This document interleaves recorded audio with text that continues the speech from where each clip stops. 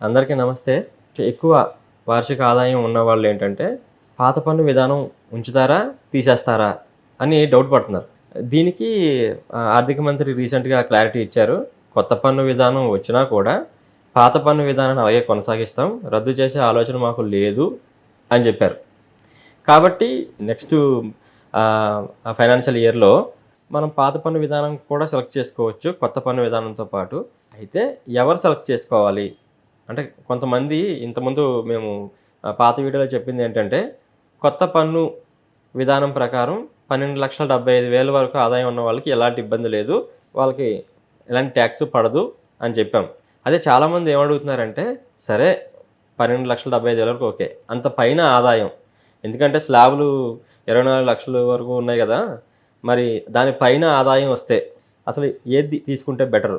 Old tax రెజిమా? New tax రెజిమా?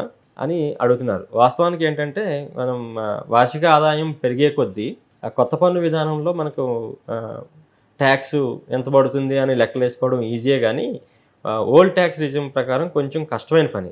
ఎందుకంటే old tax రెజిమ్‌లో మనకి డిడక్షన్స్ చూపించుకోవాలి. అంటే సేవింగ్స్ ఏవైతే ట్యాక్స్ పడకుండా ఉండేందుకు కొన్ని సేవింగ్స్ ఉంటాయి కదా! ఆ సేవింగ్స్ మనం చూపించుకోవాలి. ఆ సేవింగ్స్ చూపించుకుంటే అప్పుడు మనం ట్యాక్స్ తగ్గించుకోవడానికి అవకాశం ఉంటది. ఎందుకంటే ఓల్డ్ ట్యాక్స్ రెజిమ్‌లో మనకి స్లాబులు తక్కువ. దాంట్లో పన్ను శాతం కూడా చాలా ఎక్కువుంది స్లాబుల్లో. అంటే అమౌంట్ పెరిగే కొద్దీ. అదే న్యూ ట్యాక్స్ రెజిమ్‌లో అనుకోండి స్లాబులు ఎక్కువిచ్చారు. అందువల్ల మనకేంటంటే కొంచెం అమౌంట్ ఎక్కువున్నా కూడా దాని ట్యాక్సు తగ్గుతుంది. కాకపోతే ఏంటంటే న్యూ ట్యాక్స్ రెజిమ్‌లో మనం సేవింగ్స్ ఏమీ చూపించడానికి వీలు పడదు.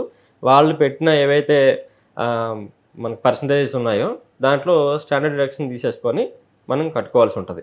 15,00,000 నుంచి 20,00,000 మధ్య సంపాదించే వాళ్ళున్నారనుకోండి, వార్షిక ఆదాయం వాళ్ళకి సాధారణంగా ట్యాక్స్ ఎక్కువే పడుతుంది. అయితే మరి వాళ్ళు న్యూ ట్యాక్స్ రెజిమ్ సెలెక్ట్ చేసుకోవాలా? లేపోతే ఓల్డ్ ట్యాక్స్ రెజిమ్ సెలెక్ట్ చేసుకోవాలా? అనే దాని మీద కొంచెం నేను ఒక చిన్న వివరణ ఇచ్చే ప్రయత్నం చేస్తాను. అది మొత్తం అంటే ఓల్డ్ ట్యాక్స్‌లో ఎలా ఉంటది?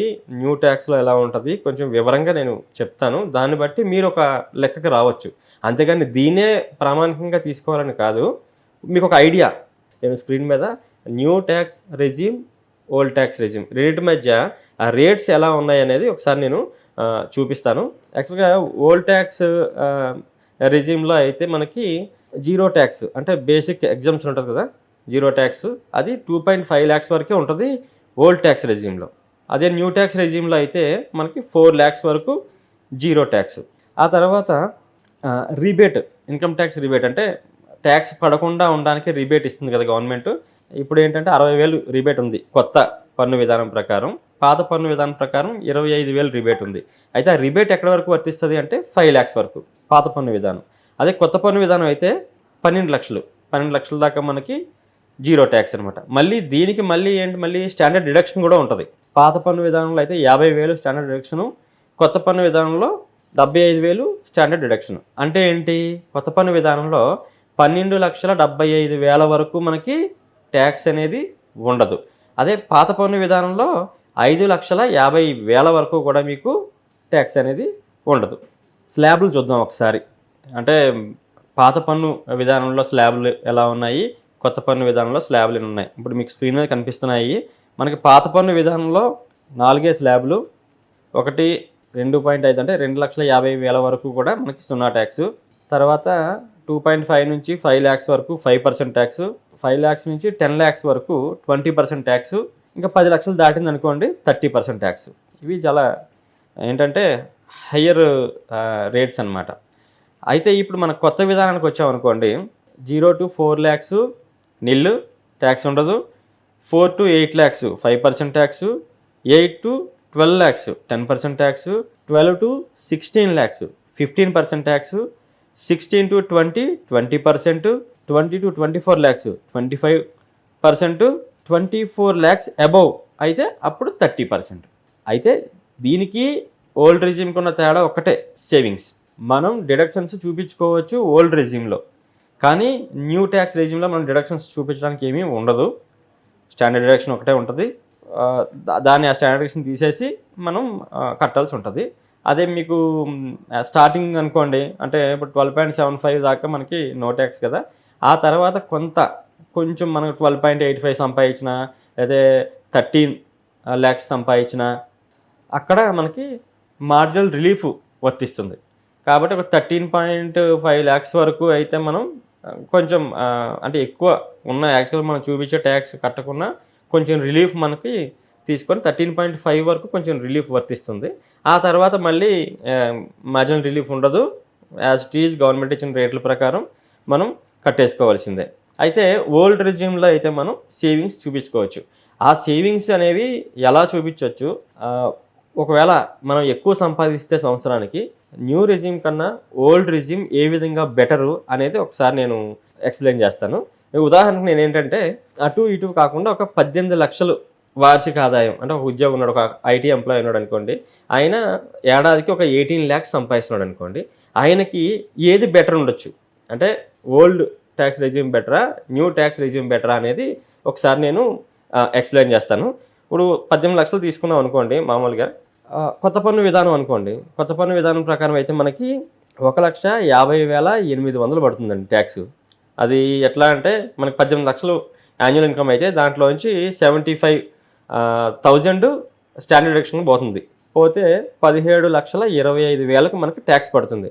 అందులో ఫస్ట్ 4 lakhsకి 0, తర్వాత 4 లక్షలకి 5% 20,000, తర్వాత 4 లక్షలకి 10% 40,000, ఆ తర్వాత మళ్ళీ 4 లక్షలకి 15% 60,000, ఇంకా మిగిలిందంతా 1,25,000. దానికి 20%. ఎందుకంటే అప్పటికి అది 16 lakhs స్లాబ్ దాటిపోతుంది కాబట్టి అక్కడ 20%. 20% అంటే 25,000. ఇది మొత్తం కలుపుకుంటే 1,45,000. దీనికి మళ్ళీ 4% హెల్త్ అండ్ ఎడ్యుకేషన్ సెస్ ఉంది. అది వచ్చి 5,800. ఇక మొత్తంగా చూసుకుంటే 18 లక్షల వార్షిక ఆదాయానికి 75,000 స్టాండర్డ్ డిడక్షన్ పోగా మనకు పడే ట్యాక్స్ 1,50,800. ఇది కొత్త పన్ను విధానం. ఇప్పుడు పాత పన్ను విధానానికి వెళ్దాం. ఇదే పాత పన్ను విధానంలో 18 లక్షల వార్షిక ఆదాయానికి ఒక ఎంప్లాయీ 18 లక్షలు సంపాదిస్తే సంవత్సరానికి దానికి ఎంత పడుతుంది ట్యాక్స్ అనేది చూద్దాము. దీంట్లో మీకు స్టాండర్డ్ డిడక్షన్ 50,000 ఉంటుంది పాత పన్ను విధానంలో. కాబట్టి 17,50,000కి మనం పన్ను చెల్లించాల్సి ఉంటుంది. పాత పన్ను విధానం ప్రకారము 3,51,000 మీకు ట్యాక్స్ పడుతుంది. అది స్లాబ్స్ ప్రకారం మీకు చెప్తాను. మొదట 2.5 లక్షల వరకు కూడా 0. ఆ తర్వాత ఆ తర్వాత ఏమవుతుందంటే వీళ్ళు చాలా దగ్గరగా ఇచ్చారు. 2.5 లక్షల తర్వాత మళ్ళీ ఇంకొక 2.5 లక్షలకి అంటే 2,50,000కి 5% పడుతుంది పన్ను, 12,500. ఆ తర్వాత 5 లక్షలకి 20% పన్ను, ₹1,00,000. దాని తర్వాత ఇంకా మనకి ఇంకా ఏముంది, last slab 10 lakh above. Last slab 10 lakh above కదా, అక్కడికి మనకి 10 లక్షలు అయిపోయింది. ఏమంటాం, 2.5 లక్షలు స్టార్టింగు 0, తర్వాత 2.5 లక్షలకి 5%, అక్కడికి 5 లక్షలు, తర్వాత 5 లక్షలకి 20%, 10 లక్షలు అయిపోయింది. ఇంకా మనకు మిగిలిన అమౌంట్ 7,50,000. ఈ 7,50,000కి 30% అంటే 2,25,000 ట్యాక్స్. దీనికి మళ్ళీ అంటే ఇక్కడికి మొత్తం ఎంత అయింది, 3,37,500 అయింది. దీనికి మళ్ళీ 4% మీరు హెల్త్ అండ్ ఎడ్యుకేషన్ సెస్ చేసుకుంటే 13,500 అది. ఇది మొత్తం కలుపుకుంటే మీకు ఎంత, 3,51,000 ట్యాక్స్. అయితే ఇక్కడ మనకి ఏంటి వెసులుబాటు, దీంట్లో మనం సేవింగ్స్ అనేవి చూపించుకోవచ్చు. అంటే ముందు మనం ఇన్వెస్ట్మెంట్ డిక్లరేషన్ ఇస్తాం కదా ఎంప్లాయర్కి, అప్పుడు మనం ట్యాక్స్ మనం పడకుండా ఉండడానికి ఎంత సేవింగ్స్ చూపించుకోవచ్చు అనేది ఇప్పుడు మీకు నేను ఎక్స్ప్లెయిన్ చేస్తాను. మన సేవింగ్స్ అనేది మనకి ఆటోమేటిక్గా టీడీఎస్ దాంట్లో ఐటీఆర్ దాంట్లో మనకి ఇచ్చేస్తారు కదా, దాంట్లో మనకి 80C ఉంటుంది. 80Cలో ఏమేమి వస్తాయి అంటే ఇప్పుడు నేను చెప్పేది అంతా కూడా డిడక్షన్స్ అనమాట. 80Cలో ఏమొస్తాయి మీకు, life insurance premium, public provident fund, తర్వాత పిఎఫ్ కంట్రిబ్యూషను, ఏదైనా ట్యాక్స్ సేవింగ్స్ చేసుకోవడానికి ఫిక్స్డ్ డిపాజిట్ మీరు ఏమైనా చేసుకుంటే అవి ఏమండి, తర్వాత రీపేమెంట్ మీరు మామూలు హౌస్ లోన్ పెట్టారనుకోండి, ఆ హౌస్ లోన్ ప్రిన్సిపల్ అమౌంట్ ఉంటుంది కదా, దానికి సంబంధించి మీరు ఏమైనా రీపేమెంట్ చేశారనుకోండి, ఆ రీపేమెంట్ చేసిన అమౌంట్ ఇవన్నీ కలుపుకొని మీరు 80Cలో చూపించుకోవచ్చు. అయితే ఈ 80Cలో మీరు చూపించే మ్యాక్సిమం అమౌంట్ 1,50,000, అంతకు మించి ఎక్కువ చూపించలేరు 80C. దాని తర్వాత మళ్ళీ 80D ఉంటుంది. ఈ 80Dలో ఏముంటాయి అంటే మామూలుగా ఇన్సూరెన్స్, మనం హెల్త్ ఇన్సూరెన్స్ ఉంటాయి కదా, ఫ్యామిలీ కోసం చేసుకుంటాం, ఆ హెల్త్ ఇన్సూరెన్స్ ఉంటుంది కదా, అవి చూపించుకోవాలి. అది కూడా మీరు ఏడాదికి 25,000 కన్నా ఎక్కువ చూపించుకోలేరు. 80D నేను చెప్పేది మ్యాక్సిమం. 80Cలో మ్యాక్సిమం 1.5 lakhs, 80Dలో మ్యాక్సిమం 25,000. ఆ తర్వాత అదర్ డిడక్షన్స్ ఉంటాయి. ఇక్కడ మీరు చూపించుకోవచ్చు, ఎంత కావాలంటే అంత చూపించుకోవచ్చు ఇక్కడ మీరు. అయితే దానికి కూడా మళ్ళీ ప్రూఫ్లు ఉంటాయిగా. ఇప్పుడు ఉదాహరణకి అదర్ డిడక్షన్లు ఏముంటాయి మనకి, హౌస్ రెంట్ ఉంటుంది, తర్వాత ఎన్పిఎస్కి నేషనల్ పెన్షన్ స్కీమ్కి ఎంప్లాయీ కంట్రిబ్యూషన్ అది ఉంటుంది, తర్వాత మీరు ఏదన్నా హోమ్ లోన్ తీసుకున్నారనుకోండి, దాని మీద మీరు కట్టే ఇంట్రెస్ట్ అది ఉంటుంది. ఇవన్నీ మీరు అదర్ డిడక్షన్లో చూపించుకోవచ్చు. అవి ఎంతవరకు చూపించుకోవచ్చు అనేది మీ మీద ఆధారపడి ఉంటుంది. అది వాస్తవానికి ఇప్పుడు ఒక 18 లక్షలు శాలరీ వచ్చిన ఎంప్లాయీ ఉన్నాడు అనుకోండి, ఆయన ఏదో హైదరాబాద్ లాంటి మెట్రో సిటీలో ఇల్లు రెంట్కి తీసుకున్నాడు, ఒక 20,000 రెంట్ కడుతున్నాడు నెలకి, అంటే ఏడాదికి 2,40,000 రెంట్. 2,40,000 రెంట్ను మీరు అందులో మనం ఐటీఆర్లో మనం చూపించుకోవచ్చు. కాకపోతే ఇక్కడ ఏంటంటే, ఇక్కడ కూడా మళ్ళీ చిన్న మతలబ్ ఏంటంటే, మనకి మామూలుగా ఇన్వెస్ట్మెంట్ డిక్లరేషన్ ఇచ్చేటప్పుడు మీ హౌస్ రెంట్ ₹1,00,000 దాటింది అనుకోండి ఏడాదికి, మీరు ఎవరైతే మీ ల్యాండ్ లార్డ్ అంటాం కదా, అంటే మీకు ఎవరైతే హౌస్ రెంట్కి ఇచ్చారో ఆ ఓనర్ది ప్యాన్ డీటెయిల్స్ ఇవ్వాలి. ఓనర్ ప్యాన్ డీటెయిల్స్ ఇవ్వాలంటే ఆయన ఇన్కమ్ ట్యాక్స్ పరిధిలోకి వస్తాడు, దానికి ఆయన ఒప్పుకోవాలి, అంతే కదా. మళ్ళీ ఆయన ఒప్పుకోవాలి. సరే ఆయన ఇచ్చాడు అనుకుందాం, ఒకవేళ ఆయన ఇస్తే అప్పుడు 1,00,000 మీద మీరు house rent house rent allowance మనం చూపించగలుగుతాం. అందుకే ఉదాహరణకి నేను రెంట్ 20,000 తీసుకున్నాను, 2,40,000 మీరు ఏడాదికి హౌస్ రెంట్ కడుతున్నారు. దాని తర్వాత ఎంప్లాయీ కంట్రిబ్యూషన్ ఎన్పిఎస్కి నేషనల్ పెన్షన్ స్కీమ్కి మీ కంట్రిబ్యూషన్ మనం తీసుకుంటాం కదా పర్సనల్గా, అది మీరు తీసుకుంటే దానికి మీరు మ్యాక్సిమం 50,000. అంటే దీన్ని ఇప్పుడు ఇక్కడ ఏంటంటే సెక్షన్స్ కూడా ఉన్నాయి. Employee contribution to NPS under section 80CCD1B, ఈ సెక్షన్ ప్రకారం మ్యాక్సిమం 50,000 మీరు ఎన్పిఎస్కి ఏడాదికి చూపించవచ్చు. దాని తర్వాత ఇంట్రెస్ట్, హౌసింగ్ లోను మీద మీరు కట్టే ఇంట్రెస్ట్ ఏడాదికి మ్యాక్సిమం 2,00,000 చూపించవచ్చు.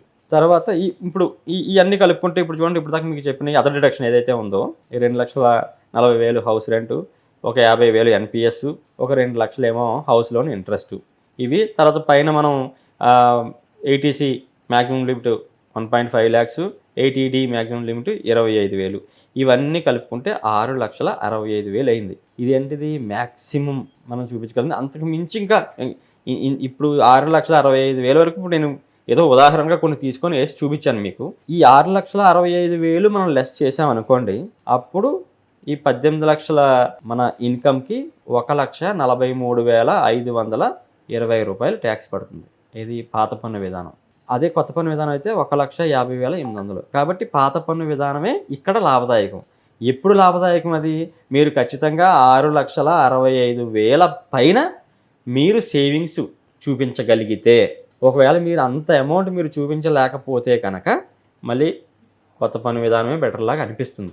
ఇప్పుడు ఇది 18 లక్షలకి చెప్పాను. దీన్ని బట్టి ఏంటంటే మీరు 20 లక్షలకి కావచ్చు, 22 లక్షలకు కావచ్చు, 24 లక్షలకు కావచ్చు, అంతకు మించి కావచ్చు, మీరు దాంట్లో ఉన్న స్లాబ్స్ బట్టి మీరు కౌంట్ చేసుకోవచ్చు.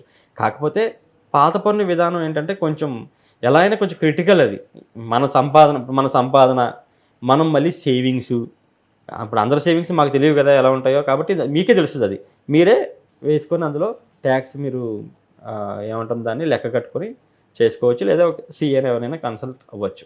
కాకపోతే ఏంటంటే ఒక బేసిక్ ఐడియా ఇవ్వగలుగుతానేమో అనే ఉద్దేశంతో నేను ఈ విధంగా మీకు 18 లక్షలకి నేను కట్టి చూపించాను అనమాట.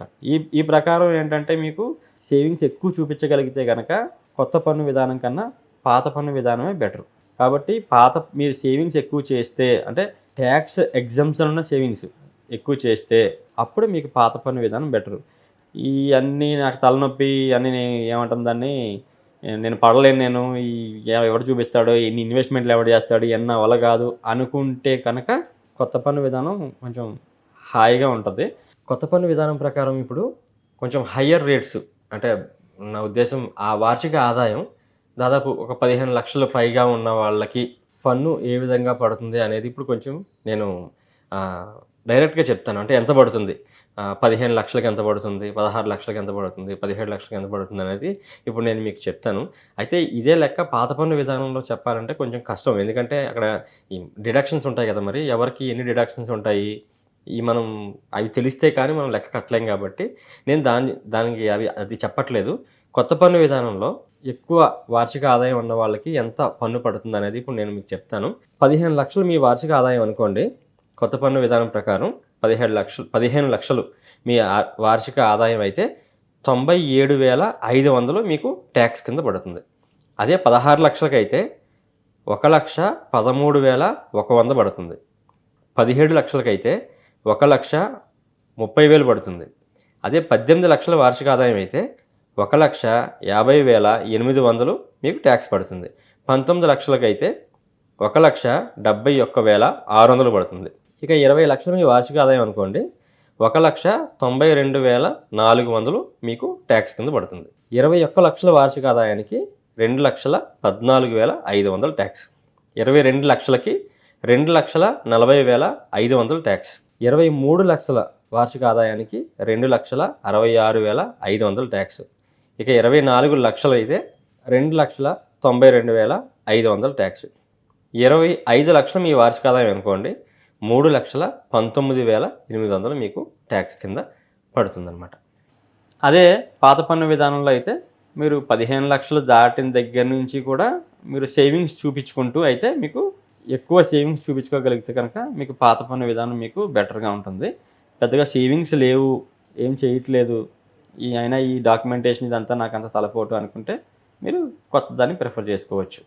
ఇదంతా విషయం ఏంటంటే ఇప్పుడు కొంతమంది అడుగుతున్నారు, అంటే తెలియక అడుగుండొచ్చులేండి. ఇప్పుడు కొత్త పన్ను విధానం మీరు చెప్తున్నారు కదా, అది ఈ సంవత్సరంకేనా అంటే యాక్చువల్గా ఈ ఆర్థిక సంవత్సరం అయిపోతుంది కదా, మార్చి 31 అయిపోద్ది. ప్రస్తుతం ఇప్పుడు ఏంటంటే 2 రెజ్యూమ్స్ ఉన్నాయి. ఓల్డ్ రెజ్యూమ్ ఏదైతే ఉందో అది లాస్ట్ బడ్జెట్లో ప్రవేశపెట్టిన న్యూ రెజ్యూమ్, అది కొంచెం అవి కూడా స్లాబ్ రేట్స్ అవి కొంచెం వేరుగా ఉన్నాయి. అవి వాటినే మార్చి ఆ న్యూ ట్యాక్స్ రెజ్యూమ్నే మళ్ళీ మార్చి మళ్ళీ ఇప్పుడు నెక్స్ట్ ఫైనాన్షియల్ ఇయర్కి ఇస్తున్నారు. అంటే రేపు ఏప్రిల్ నుంచి ప్రారంభం కాబోయే ఏదైతే ఆర్థిక సంవత్సరం ఉందో దానికి 2 మనకి ట్యాక్స్ రెజ్యూమ్స్ అందుబాటులో ఉంటాయి. ఈ ఓల్డ్ ట్యాక్స్ రెజ్యూము, ఈ న్యూ ట్యాక్స్ రెజ్యూమ్. 12,75,000 మళ్ళీ చెప్తున్నాను, 12,75,000 లోపల శాలరీ ఉన్న వాళ్ళకి న్యూ ట్యాక్స్ రెజ్యూమే కరెక్ట్. అంతకు పైగా శాలరీ ఉన్నవాళ్ళు క్రాస్ చెక్ చేసుకొని సేవింగ్స్ అవి చూసుకొని దాన్ని బట్టి ఓల్డ్ సెలెక్ట్ చేసుకోవాలా, న్యూ సెలెక్ట్ చేసుకోవాలా అనేది ఆలోచించాలి. Thank you.